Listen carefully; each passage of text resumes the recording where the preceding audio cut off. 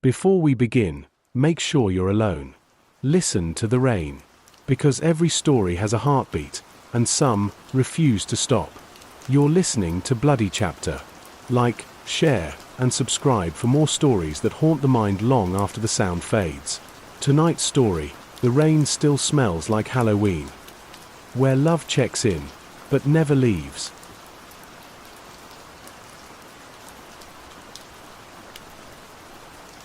It rained the night the pumpkins went out, and it rained again the morning they disappeared. The sidewalks were a blur of leaves and candy wrappers, a neighborhood stripped of its color overnight. Mara stood at her window, holding her coffee, watching the wind erase everything October had painted. She had always loved the morning after Halloween, the quiet between seasons, when ghosts and decorations looked the same.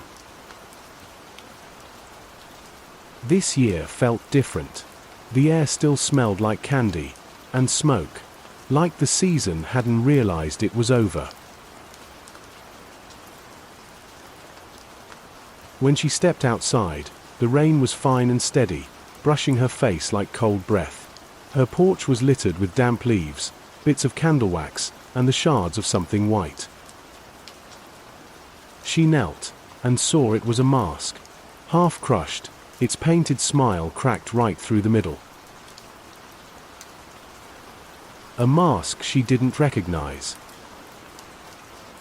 Her street had been full of trick-or-treaters the night before, but no one had worn this one. The design was strange, smooth porcelain, no eye holes, and the faint outline of lips pressed shut.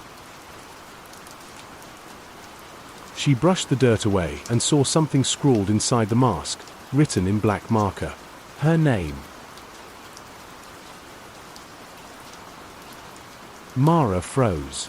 Her name wasn't common, and she hadn't given it out last night. She barely opened the door at all.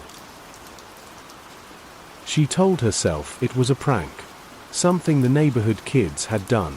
But when she turned the mask over, she noticed something else, tiny dark streaks on the inside. They weren't paint. The rain hit harder now. It began washing the red away, bleeding down the steps like watercolor.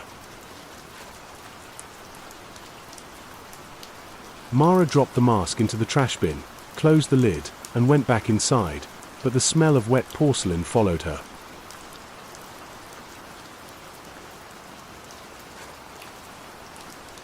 Four, 3:17 a.m. The first knock came just after 3. It was soft, 3 taps, then silence. She didn't move, didn't breathe. Her phone screen glowed faintly on the nightstand, 3:17 a.m. The same time it had come the year before.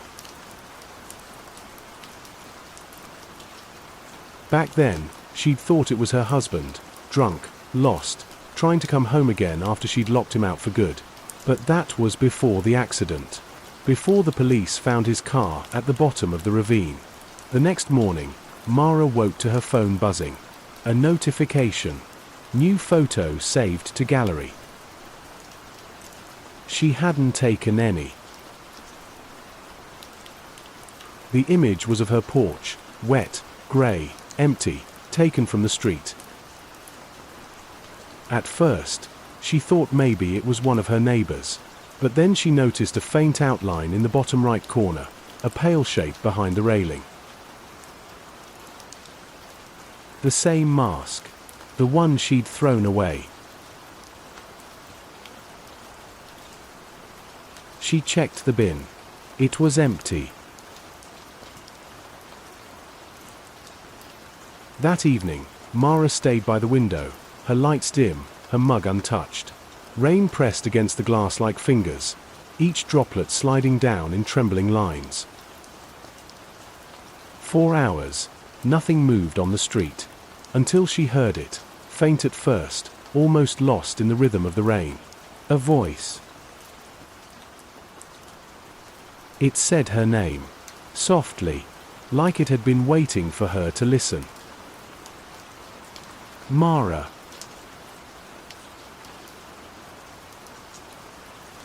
Her breath hitched. The sound didn't come from outside. It came from the drainpipe, echoing up through the walls. By midnight, her fear had turned into obsession. She set her phone by the window and pressed record, just to prove to herself there was nothing there. When she played it back an hour later, the rain was louder than she remembered, but beneath it, a whisper. Not just her name this time. A sentence. "Let me in. You promised." Her blood ran cold, because she had said those exact words once, to her husband, years ago, through that same locked door. It came again. 3:17. 3 knocks. Then silence. Mara walked toward the door, barefoot, trembling. The porch light flickered through the frosted glass, painting her reflection in shifting amber and blue. When she reached for the handle, she saw it, a faint shape outside. Not a person. A reflection in the puddle. It was the mask, lying face up in the rain. Its eyes had opened. Something in her broke. She yanked the door open, and the world went silent. No rain, no wind, just stillness. Then, from the dark, came the sound of dripping. Slow, measured, like water falling from the ceiling inside the house. She turned, and saw wet footprints on her floor. They led to the hallway mirror, and in that reflection, behind her, stood a figure. The mask gleamed white. The lips curved into a smile that wasn't painted on anymore. Mara whispered his name, and the rain started again. She didn't scream. She just reached out, and the figure did too. When their fingers touched, the glass rippled like water. And she was gone. The house was empty for weeks before the realtor came. They said it smelled strange, like rain and burnt candles.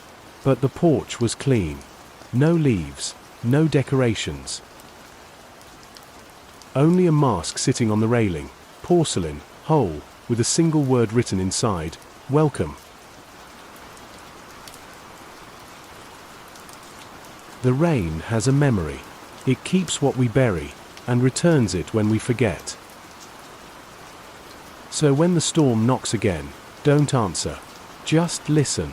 Because sometimes, the season never really ends. Like, share, and subscribe to Bloody Chapter for more stories that haunt the mind long after the sound fades.